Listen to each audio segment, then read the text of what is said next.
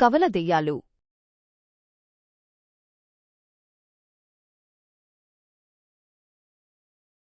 చిమ్మ చీకటి. గాలి కూడా భయంతో వణుకుతున్నట్లుంది. దూరం నుండి ఒక వ్యక్తి ప్రాణభయంతో పరిగెత్తుకుంటూ వస్తున్నాడు. కాపాడండి, చంపేస్తున్నాయి. అయ్యో, నన్ను వదలట్లేదు. అవి రెండూ కలిసి. అతని మాటలు పూర్తి కాకముందే ఒక అదృశ్య శక్తి అతన్ని గాల్లోకి లేపి నేలకేసి కొట్టినట్లు పడిపోయాడు. అతని కళ్ళు తెరుచుకునే ఉన్నాయి, కాని ప్రాణం లేదు. అతని ముఖంలో భయం గడ్డకట్టుకుపోయింది. మరో బలి. ఈ మర్రి చెట్టు శాపం ఇంకెంతమందిని తీసుకుంటుందో. ఏంటది సర్పంచ్ గారు, మళ్ళీ అదేనా? అది కాదురా, అంతకు మించి మనం ఊహించలేనిది ఏదో ఉంది. పట్టణ కాలుష్యం నుండి తప్పించుకుని ఆనంద్ తన భార్య ప్రియా, కూతురు అంజలితో కలిసి రామగిరికి కారులో ప్రవేశించాడు. వావ్! ఎంత బావుందో ఈ పల్లెటూరు. స్వచ్ఛమైన గాలి, పచ్చని పొలాలు. మన నిర్ణయం చాలా మంచిది, ఆనంద్. చూశావా, చెప్పానుగా. ఇక్కడ మన అంజలికి కూడా చాలా బావుంటుంది కదూ అంజూ? అవును నాన్నా, అక్కడ పెద్ద ఊయల చెట్టు కూడా ఉంది. అంజలి వేలు చూపించిన దిక్కున ఊరికి కొంచెం దూరంగా ఉన్న పెద్ద మర్రిచెట్టు కనిపించింది. అది చూడటానికి ఎందుకో భయానకంగా ఉంది. ఎవరయ్యా మీరు? కొత్తగా కనిపిస్తున్నారు. నమస్తే సర్పంచ్ గారు, నా పేరు ఆనంద్. మేము ఈ ఊరి చివర ఉన్న పాత బంగళా కొన్నాం. ఇకపై ఇక్కడే ఉంటాం. ఏ బంగళా? శ్రీనివాస్ గారి బంగళానా? అయ్యో వద్దయ్యా, ఆ పని చేయకండి. ఆ ఇల్లు మంచిది కాదు. అదేంటి సర్పంచ్ గారు? ఇల్లు చాలా బాగుంది, కొంచెం పాతబడింది అంతే. దెయ్యాలు గియ్యాలు అంటారా? అవన్నీ నేను నమ్మను. నమ్మకాల గురించి కాదు బాబూ, నిజాల గురించి చెబుతున్నా.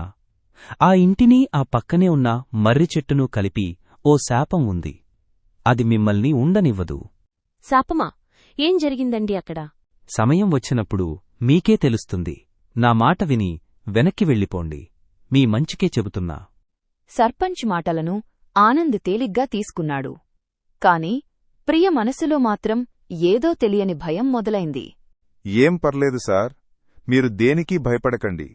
ఈ సుబ్బారావు ఉన్నాడుగా, ఈ ఊర్లో ఏ దెయ్యం నా ముందు తోక జాడించలేదు తెలుసా? సర్పంచ్ గారు కొంచెం పాతకాలం మనిషి, అన్నిటికీ భయపడతారు.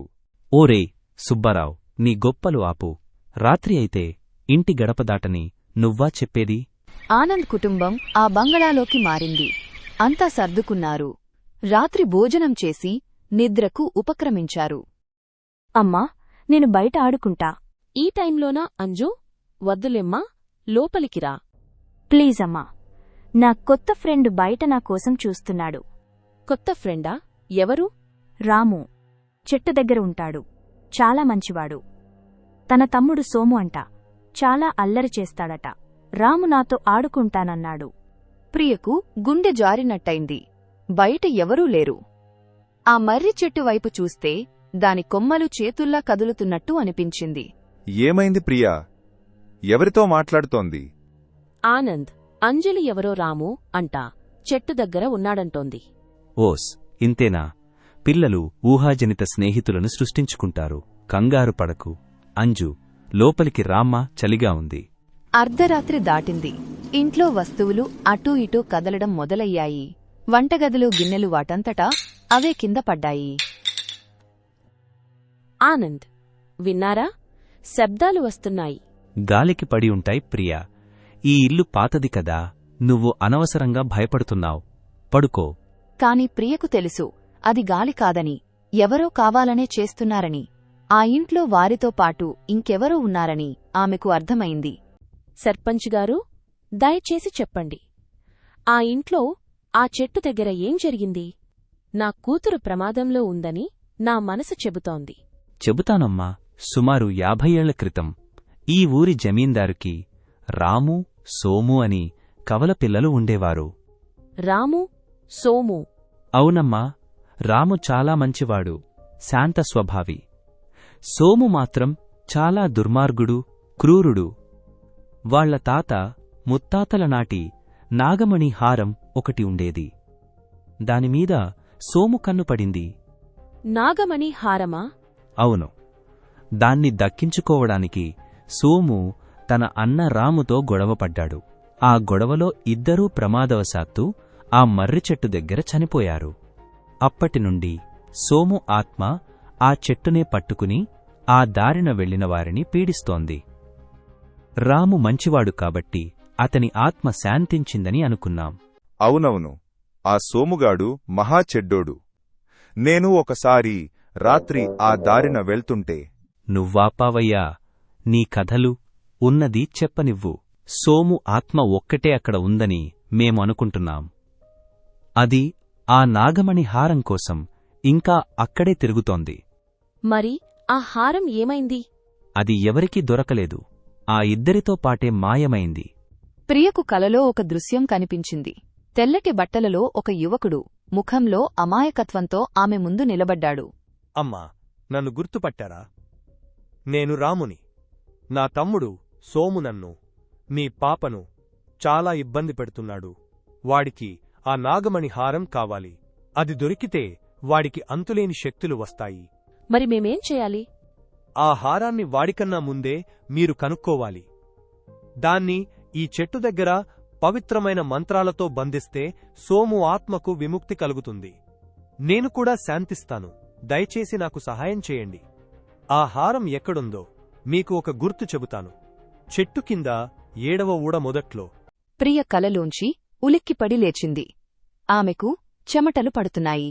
ఇది కలా లేక నిజమా అని ఆమెకు అర్థం కాలేదు. కాని రాము చెప్పిన మాటలు ఆమె మదిలో నాటుకుపోయాయి. ప్రియా, ఏమైంది? పీడకల వచ్చిందా? ఆనంద్, మనం ఆ హారాన్ని వెతకాలి. రాము ఆత్మ నాకు కలలో కనిపించి చెప్పింది. సోము నుండి మన పాపను కాపాడుకోవాలంటే ఇది చేయక తప్పదు. ప్రియా, ఇది మరీ ఎక్కువ. కలలను నమ్మి మనం ఏవో పనులు చెయ్యాలా? ప్లీజ్ అర్థం చేసుకో. నాకు తెలీదు ఆనంద్. నా కూతురి కోసం నేను ఏదైనా చేస్తాను. మీరు రాకపోయినా పర్లేదు, నేను ఒక్కదాన్నే వెళ్తాను. ప్రియ పట్టుదల ముందు ఆనంద్ తలవంచక తప్పలేదు. ప్రియా, ఆనంద్, సుబ్బారావు మరియు పూజారి శాస్త్రిగారు కలిసి ఆ మర్రి చెట్టు దగ్గరకు వెళ్లారు. అమ్మా, ఆత్మలు చెప్పే మాటలను గుడ్డిగా నమ్మకూడదు. వాటిలో మాయ ఉంటుంది. జాగ్రత్త. అవునవును, శాస్త్రిగారు చెప్పింది నిజం. మనం వెనక్కి వెళ్ళిపోదాం. నాకేదో తేడాగా ఉంది. లేదు శాస్త్రిగారు, నాకు రాము మీద నమ్మకముంది. అతను చెప్పినట్టు 7వ ఊడ దగ్గర తవ్వి చూద్దాం. కొంతసేపు తవ్విన తర్వాత ఒక పాత ఇనుప పెట్టె బయటపడింది. దానిని తెరవగానే లోపల ఉన్న నాగమణిహారం వేల సూర్యులలా ప్రకాశించింది. నమ్మలేకపోతున్నాను. నిజంగానే హారం ఉంది. అమ్మో, ఎంత మెరుస్తుందో! దీన్ని అమ్మితే మనం కోటీశ్వరులమైపోవచ్చు. ఓరి మూర్ఖుడా! ఇది సంపద కాదు, ఒక శాపం. దీన్ని తాకవద్దు. రాము చెప్పినట్టుగానే పౌర్ణమి రాత్రి ఆ హారాన్ని తీసుకుని చెట్టు దగ్గరకు వెళ్లారు. శాస్త్రిగారు పూజ మొదలుపెట్టారు. ఓం సర్వదుష్ట ఆత్మనివారణాయ. అప్పుడు వారి ముందు 2 ఆత్మలు ప్రత్యక్షమయ్యాయి. ఒకటి రాము, మరొకటి సోము. ఇద్దరూ అచ్చుగుద్దినట్టు ఒకేలా ఉన్నారు. వద్దు, ఆ హారాన్ని అతనికి ఇవ్వకండి. వాడు మిమ్మల్ని మోసం చేస్తున్నాడు. అసలు దుర్మార్గుడు వాడు, నేను కాదు. చూశారా? వాడు నన్ను అపార్థం పాలు చేస్తున్నాడు. ఆ హారం నాకిస్తే వాడిని బంధించి మీ అందర్నీ కాపాడుతాను. ఏమిటిది? ఎవరు చెప్పేది నిజం? రాము, నువ్వే కదా సహాయమడిగావు. ఇప్పుడు సోము ఎందుకిలా మాట్లాడుతున్నాడు? అప్పుడే శాస్త్రిగారికి తాను చదివిన ఒక పాత గ్రంథంలోని వాక్యం గుర్తొచ్చింది. కపట రూపధారి అయిన జ్యేష్ఠుడే అసలు వినాశకారి అని. ఆగండి, మనం మోసపోయాం. అసలు దుర్మార్గుడు సోము కాదు, రాము. సోము తన అన్న దుర్మార్గాన్ని ఆపడానికి ప్రయత్నించి చనిపోయాడు. రాముకు ఆ హారం మీద వ్యామోహం. దాన్ని ధరించి మానవ శరీరంలోకి ప్రవేశించి అపరిమితమైన శక్తులు పొందాలని వాడి కోరిక. శాస్త్రిగారి మాటలు వినగానే రాము ఆత్మ నవ్వడం మొదలుపెట్టింది. ఆ నవ్వులో అమాయకత్వం పోయి క్రూరత్వం నిండిపోయింది. అవును, నేనే అసలు విలన్. ఈ సోముగాడు నాకు అడ్డుపడ్డాడు కాబట్టే ఇద్దరం ఇక్కడ ఇరుక్కుపోయాం. ఇన్నాళ్లకు నా పథకం ఫలించబోతోంది.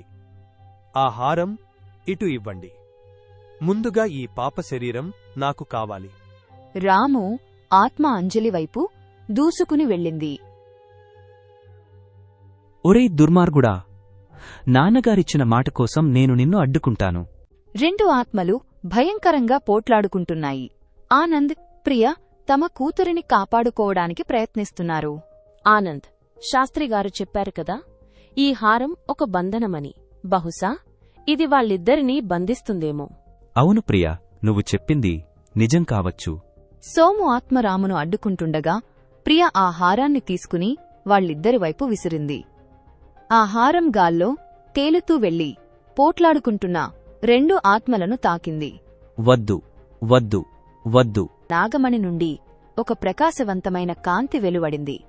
ఆ కాంతి ఆ రెండు ఆత్మలను తనలోకి లాగేసుకుంది. వారి అరుపులు నెమ్మదిగా సన్నగిల్లాయి. హారం కింద పడిపోయింది. దానిలోని మెరుపు మాయమైంది. వాతావరణం ప్రశాంతంగా మారింది. సూర్యుడు ఉదయించాడు. రామగిరిమీద కమ్ముకున్న చీకటి తొలగిపోయినట్లుంది. మీరు మా ఊరిని పెద్ద ప్రమాదం నుంచి కాపాడారు బాబూ. మిమ్మల్ని వెళ్ళిపోమన్నందుకు క్షమించండి. పర్లేదు సర్పంచ్ గారు, ఇప్పుడు అంతా ప్రశాంతంగా ఉంది. ఆ హారాన్ని మనం పవిత్ర గంగానదిలో కలిపేయాలి. అప్పుడే ఆ దుష్ట శక్తులు పూర్తిగా నశిస్తాయి. చూసారా, నేను ముందే చెప్పాను, నేనుంటే ఏ దెయ్యం నిలవదని. నా ప్లాన్ ప్రకారమే అంతా జరిగింది. అవును సుబ్బారావు గారు, మీ ధైర్యం వల్లే ఇదంతా సాధ్యమైంది. అందరూ నవ్వారు. ఆనంద్ తన భార్య కూతురిని దగ్గరకు తీసుకున్నాడు. రామగిరిలో వారి కొత్త జీవితం అసలైన అర్థంతో అప్పుడే మొదలైంది. శాపగ్రస్త దేవాలయం. కళను నమ్ముకున్న ఆనంద్కు కర్మను నమ్మే తన తల్లికి మధ్య ఎప్పుడూ ఒక చిన్న యుద్ధం జరుగుతూనే ఉంటుంది. కాని ఈసారి ఆ యుద్ధంలో గెలిచింది తల్లే. తన కుటుంబానికి పట్టిన పీడ వదిలించుకోవడానికి ఇష్టం లేకపోయినా రుద్రవనం వచ్చాడు ఆనంద్. ఒరే ఆనంద్, మనం ఆర్టిస్టులంరా. ఇలాంటి పాడుబడ్డ ఇంట్లో బూజులు దులపడానికి రాలేదు. మీ అమ్మకి చెప్పొచ్చుగా ఇదంతా ట్రాష్ అని. చెప్పానురా, నువ్వే చూశావుగా ఫోన్లో ఎంత పెద్ద క్లాస్ పీకిందో. నాన్నకు యాక్సిడెంట్ అవ్వడం, నాకు అవకాశాలు చేజారిపోవడం, ఇదంతా మనం ఆ శివుడిని మర్చిపోవడం వల్లేనట. ఈ గుడి తలుపులు తెరిచి దీపం పెట్టే వరకు ఇంటికి రావద్దని ఆర్డర్ వేసింది. అంతలోనే వారి వెనుక నుండి ఒక సౌమ్యమైన స్వరం వినిపించింది. ఎవరయ్యా మీరు ఈ పాడుబడిన ఇంట్లో? మెడలో రుద్రాక్షమాలలు, నుదుట విభూదితో ఎంతో పవిత్రంగా ప్రశాంతమైన ముఖంతో శంకరం పంతులు అక్కడ నిలబడి ఉన్నాడు. అతని పక్కనే కొడుకు భైరవ ఉన్నాడు. నా పేరు ఆనంద్. ఇది మా పూర్వీకుల ఇల్లు. నేను కరుణాకరం గారి అబ్బాయిని. ఓహో, కరుణాకరం గారి అబ్బాయివా? రా నాయనారా. ఇన్ని సంవత్సరాలకు గుర్తొచ్చిందా ఈ ఊరు? మీ నాన్నగారు బాగున్నారా? మీ వంశం ఈ ఊరిని వదిలి వెళ్ళాక ఈ అగ్రహారమే కళ తప్పిపోయింది. అది అమ్మ పంపితే వచ్చాను పంతులుగారు. మా వంశ దేవాలయంలో దీపం పెట్టాలట. ఆ మాట వినగానే పంతులు ముఖంలోని చిరునవ్వు మాయమై ఆందోళన చోటు చేసుకుంది. వద్దు నాయనా, ఆ పని మాత్రం చేయకు. ఆ గుడి తలుపులు మూసి 25 ఏళ్లు దాటింది. అది ఇప్పుడు దేవాలయం కాదు, నరకానికి ద్వారం. దాని జోలికి వెళ్లడమంటే సాక్షాత్తు మృత్యువుని కౌగిలించుకోవడమే. అందులో బ్రహ్మరాక్షసుడు బంధించబడి ఉన్నాడు. అవును ఆనంద్గారు, మా నాన్నగారు చెప్పింది నిజం. దాన్ని లేపితే ఈ ఊరు లేకుండా పోతుంది. దయచేసి అర్థం చేసుకోండి. వద్దురా మామా. ఆయన ముఖంలో నిజాయితీ కనిపిస్తోంది. ఏదో పెద్ద ప్రమాదమే ఉన్నట్టుంది. కాని పంతులుగారు, మా అమ్మ మాట కాదనలేను. మా కుటుంబ సమస్యలు తీరాలంటే అదే మార్గమంది. నీ బాధ నాకు అర్థమైంది నాయనా. ఒక పని చేద్దాం. ఆ గుడిని తెరవడం కాకుండా నీ కుటుంబం బాగుపడటానికి నేను వేరే హోమాలు, యాగాలు చేస్తాను. ఆ శివుడు కరుణిస్తాడు. అంతేకాని ఊరిని ప్రమాదంలో పడేసే పని మాత్రం వద్దు. మర్యాదగా నా మాట విను. ఇది నీ మేలు కోరే చెప్తున్నాను. పంతులు మాటలు ఆనంద్లో ఒక రకమైన సందిగ్ధాన్ని నింపాయి. కాని అతనిలోని హేతువాది ఇదంతా మూఢనమ్మకంగానే కొట్టిపారేశాడు. ఆ రాత్రి స్నేహితుడు వద్దంటున్నా వినకుండా ఆ గుడి దగ్గరికి వెళ్లాలని నిర్ణయించుకున్నాడు. ఒరే, నా మాట వినురా. మనకెందుకురా ఈ రిస్క్? ఆ పంతులుగారు అంతగా చెప్తున్నారుగా. ఆయన మంచివాడిలానే ఉన్నాడు. అందులో రాక్షసుడు కాదురా. ఏదో రహస్యముంది. అసలు ఏముందో చూస్తేగాని నాకు నిద్ర పట్టదు. నువ్వు ఇక్కడే ఉండు. ఆనంద్ ఒంటరిగా టార్చ్ లైట్ వేసుకుని గుడివైపు నడిచాడు. గుడి దగ్గరికి సమీపించగానే గాలి ఒక్కసారిగా ఆగిపోయింది. వాతావరణం నిశ్శబ్దంగా బరువుగా మారిపోయింది. అతను గుడి ముఖ్యద్వారం దగ్గరికి వెళ్లాడు. ఆ పెద్ద ఇనప తలుపు మీద ఎర్రటి కుంకుమతో వేసిన యంత్రాలు, మంత్రాలు ఉన్నాయి. అతను ఆ తలుపును తాకడానికి చెయ్యి ముందుకు చాపగానే లోపలి నుండి ఒక చల్లని గాలి అతన్ని వెనక్కి నెట్టేసినట్టు అయింది. అదే సమయంలో అతని చెవి దగ్గర ఒక గొంతు వినిపించింది. వెళ్ళిపో, వారసుడా. ఇది నీ వల్ల కాదు. ఆ గొంతు వినగానే ఆనంద్ ఒంటిమీద రోమాలు నిక్కబొడుచుకున్నాయి. గుండె వేగంగా కొట్టుకోవడం మొదలైంది. పంతులు చెప్పింది నిజమేనేమో అని మొదటిసారి భయపడ్డాడు. వెనక్కి తిరిగి చూడకుండా ఇంటికి పరుగెత్తాడు. రాత్రి జరిగిన సంఘటనతో ఆనంద్కు పంతులుమీద నమ్మకం పెరిగింది. కాని తల్లి కోరికను కాదనలేక ఊర్లో ఇంకా ఎవరినైనా అడిగి చూద్దామని లక్ష్మమ్మ గుడిసెకు వెళ్లాడు. అవ్వా, ఈ గుడి గురించి నిజం తెలియాలి. ఆ పంతులుగారు చెప్పేది నిజమేనా? పంతులుగారు చెప్పింది అక్షరాలా నిజం బాబూ. మీ వంశం ఆ రాక్షసుడికి సంరక్షకులు. మీ ముత్తాత ఒక శక్తివంతమైన బ్రహ్మరాక్షసుడిని ఓడించి ఒక తాళపత్ర గ్రంథంలో బంధించి ఈ గుడిలో పెట్టాడు. ప్రతి అమావాస్యకు మీ వంశీకులు ఆ గ్రంథానికి పూజలు చేసి దాని శక్తిని అదుపులో ఉంచేవారు. మరిప్పుడు మీరు ఊరు వదిలి వెళ్ళాక ఆ పూజలు ఆగిపోయాయి. అప్పటినుండి ఆ పంతులుగారే తన తపశ్శక్తితో ఆ రాక్షసుడు బయటికి రాకుండా కాపాడుతున్నాడు. ఆయన లేకపోతే ఈ ఊరు ఎప్పుడో బూడిదైపోయేది. ఆయన చెప్పిన మాట వినుబాబూ, ఆ గుడి జోలికి వెళ్లకు. చూశావారా? అవ్వ కూడా అదే చెప్తోంది. ఆ పంతులు దేవుడురా. అవును, కాని మా అమ్మకు ఎలా సర్ది చెప్పాలి? కాని బాబూ, ఒకటే అనుమానం, ఇన్నాళ్ళూ లేనిది. ఈ మధ్య పంతులుగారు రాత్రుళ్ళు ఆ గుడి చుట్టూ తిరుగుతున్నాడు. ఏవో మంత్రాలు చదువుతున్నాడు. ఎందుకో నా మనసుకు కీడు శంకిస్తోంది. నువ్వు వారసుడివి కాబట్టి కాస్త జాగ్రత్తగా ఉండు. లక్ష్మమ్మ మాటలు ఆనంద్ మనసులో ఒక చిన్న అనుమాన బీజం వేశాయి. పంతులు మంచివాడే, కాని ఏదో తెలియని రహస్యం దాగి ఉందని అతనికి అనిపించింది. లక్ష్మమ్మ మాటలతో గందరగోళానికి గురైన ఆనంద్ అసలు పంతులు ఏం చేస్తున్నాడో తెలుసుకోవాలని గోపాల్తో కలిసి ఆ రాత్రి ఆయన ఇంటిమీద నిఘా పెట్టాడు. ఇంటి వెనుక ఒక రహస్య పూజగదిలో నుండి వెలుతురు రావడం గమనించారు. కిటికీలోంచి లోపలికి చూసిన ఆనంద్, గోపాల్ నిశ్చేష్టులయ్యారు. లోపల పంతులు, భైరవ ఒక భయంకరమైన తాంత్రిక పూజలో ఉన్నారు. వారి సౌమ్యమైన ముఖాల స్థానంలో ఇప్పుడు క్రూరత్వం, దురాశ తాండవిస్తున్నాయి. నాన్నా, ఆ ఆర్టిస్టుగాడు ఇంకా ఊళ్ళోనే ఉన్నాడు. లక్ష్మమ్మ ఏదైనా చెప్పిందేమో, వాడిని లేపేయమంటావా? ఒరేయ్, తొందరపడకు. వాడి రక్తం మనకు కావాలి. వాడి వంశీకుల రక్తం తాకనిదే ఆ గ్రంథం మనకు లొంగదు. నా నటన చూసి వాడు నన్ను పూర్తిగా నమ్మాడు.